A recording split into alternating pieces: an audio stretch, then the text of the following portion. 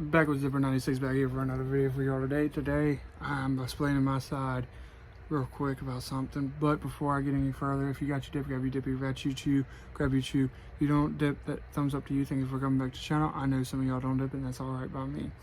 So tomorrow, I'm doing this video now to get it out of the way. But I'm going to be doing a video tomorrow that's a dip review, special dip review. And some people all know that I do not like this flavored dip, but I will do a dip review because of it. Now, I'm not going to be mother effing anybody or anything like that. No rant, just explaining my side of the story. So, where do I start? I start back in November or December of last year. I met Maddie in November of last year, right after Thanksgiving. Like,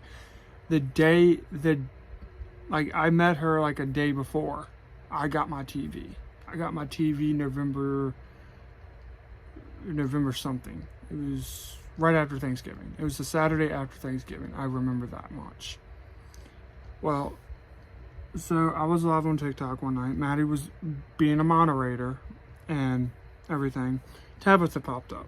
You know, she followed me. Cool. She wanted to be friends. Awesome. No heat there. Well, she started talking to me, and she wanted to, right off the bat when we started talking, she wanted to get with me. And at the time, I didn't want to be with nobody because I was still getting over Cassidy. Well, she started asking if she could try to, I basically said, could you come see me? She said, well, I've got a car and I've got my driver's license, I could try. Well, come after Christmas, she was supposed to come see me. She was supposed to come see me on New Year's. And I was supposed to have my New Year's kiss for the first time ever. She didn't show up. Then she was supposed to show up like 2 weeks later, or 2.5 weeks later, didn't show up. She gave up the excuse that she wrecked her car in the middle of the night. Well, not the middle of the night, but it was getting nighttime when she wrecked it, obviously. So, anywho, she was going to come see me again like 3 weeks later, and she didn't show up. Well, we were talking, and I asked her to be my Valentine, which I kind of regret that now, but that's beside the point. So, pretty much, she was going to come get me the day after Valentine's Day. And I quit my job the night before, not thinking that she wouldn't show up. She didn't show up. So, anywho, she was supposed to get divorced after my birthday. She was going to come see me for my birthday because I asked her to. She didn't show up. Then she texted me the day of March 18th to tell me that the divorce went through and the divorce was finalized. But I asked her, I was like, when you get the paper, show me. And she said, okay. Well, I asked her about the paper. She was like, I don't feel like getting it out. So obviously right there, my first assumption was that she wasn't divorced yet. But anywho, she was going to come see me in April because I asked her to be my date to my mom's wedding, which was this past Saturday. She didn't show up the weekend she said she was going to come because I told her she had to come one weekend in April and then come for my mom's wedding. She didn't do it. Well, so fast forward a little bit. I kept telling her to stop texting me and calling me or trying to call me and trying to ask me to FaceTime her. I told her to stop completely. Like, I told her straight up, like, leave me alone for a while.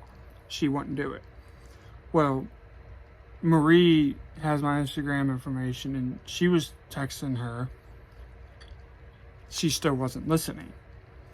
So she texted me the other day telling me, Friday, she was like, yeah, I'm leaving, I'm going to my sister's. I'm not going to be there until 6:30.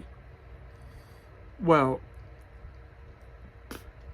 she didn't, and she texted me that night. I was up all night with like maybe an hour of sleep in the morning. got up, got dressed, got all my nice clothes, went to my mom's husband's house for the wedding, obviously. Well, she never texted me at all. So you could be like, hey, what's the address so I can come? She never did it. So that night I called Marie and was like, look, this is how I'm feeling and I really want to talk to this one person. So she got on my Instagram and she texted that one person. You know who you are. And in between all that, I didn't realize she messaged me at like 7 something at night. Almost 8. It was like 7, almost 8. It was like 7:30, almost 8 o'clock. It was like 7 something. It was like 7:40 something. Well, I was able to talk to her, that person, and we talked for a little while, got off the phone, came home, I got back on the phone with her. Well, basically I text Tabitha telling her like, look, me and blah blah blah are talking again. And I don't know what all the message said, but I can see part of it to where she said to him after all he said and did. And then the person said this, and I quote, the fact he put his big boy pants on and apologized for everything he has put me through, I can tell he has changed. She said, oh, all right, well, are we still friends? I just don't want to see you get hurt, ? Never replied. Well, she kept, Tabitha was texting me all morning, and I was sending the person screenshots. Well, the person decided to message her at 12:39 p.m. saying, and I quote, hey, so I think it would be a good idea if you backed off right now. He is very emotional and upset about this whole thing, and I'm the only thing keeping him together at this point. So give him some space and time, please. She come back with, okay, the line with the dot saying, I'm sorry. Then she replied back to this. First of all, I don't know who you think you are getting loud with, but I'm the wrong person to do that to. And also, why do you keep messaging him? And why I said that I think they didn't actually get divorced is because she proved it by saying he's not called ex, he's my husband.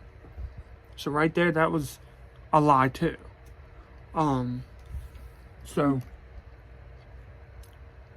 and going back to February, and I'm not talking shit, this is what I was told by this person. My ex-roommate told me that Tabitha told him and asked him a bunch of questions, but told him, oh, well, Thomas is an alcoholic and abusive.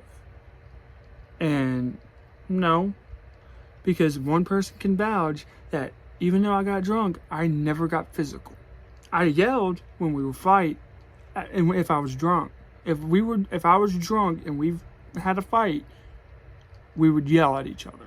But I never punched her. I never did anything to harm her because I loved her. I still do. Tabitha was just a random bump in the road that was like I was trying to move on, but I couldn't because I had that baggage on me. Anywho, and I will get to that video on Wednesday or sometime Thursday about that whole situation.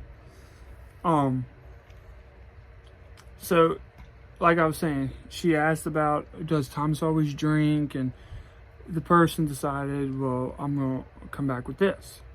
He sometimes drinks just for the hell of it, or he drinks when he's depressed. And then I called her out on it after I was told, and she denied it right away.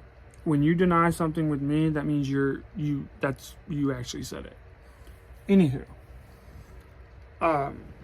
so going on to last night before I got a ride to the gas station, I text my Hard Knock Kelly at 10 o'clock like you told me to. And I was like, don't forget that I asked you for a ride. He came by and got me. But before all that, Tabitha decided to try to text me on Snap. So she sent me a snap of her titties with a shirt on in the car. And she didn't think that I was gonna tell Marie or Marie or the other person, which I did. But the other person hasn't been active in like 5 hours, but that's beside the point. At least she knows ahead of time. Well, she sent a snap to Marie with her legs open. Well, what happened? Marie's woman got pissed the fuck off. And then Marie explained to Heather, her girl, like, look, she won't leave Thomas alone. So she went off on two things. One, because of that snap that she sent to Marie, and two, the fact that she won't leave me alone. So, pretty much, she tried to play I'm the victim in this. And that don't fly with me. Because when you play the victim, I will walk away. And I'm trying to walk away from this. But I know deep down she's going to text me at like 8, 9, 10 o'clock in the morning. I hope she don't, but she might do it. But I have her stuff on mute on Instagram. Let me fix the camera real quick. But the point I'm trying to make is going back on all them other videos that I made about breaking promises, making excuses, and all that. This is what I'm pretty much was saying the whole entire time. And I honestly thought she would have showed up, but she didn't. And do I care if her dad sees this? Nah, don't bother me. But what bothers me is the way she's lied to me. And I just asked a friend of mine, like a few minutes ago before I started this again, because I had to redo it for a third damn time. I was like, if somebody says they get a divorce, but in reality they didn't, ain't that considered cheating technically? She said, yeah. So basically, Tabitha was cheating on her freaking husband with me. And I don't know how many other guys.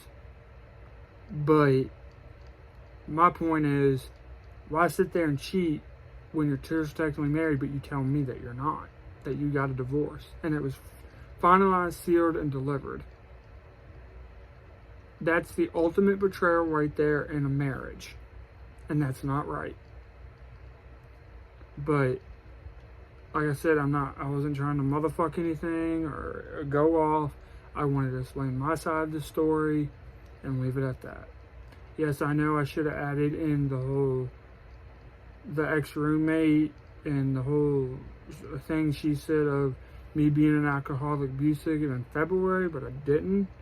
I apologize for that, but I did throw that in there. Anywho, you ain't dipping your tripping, keep cracking, keep packing over to see on the dip side. Stay positive, always stay positive, and everything negative things will come your way. Always think and stay positive, and positive things will come in your heart and in your mind. I hope you have a great day, great night, wherever you're watching this. And if I don't see you, I'll see you on the dip side. America.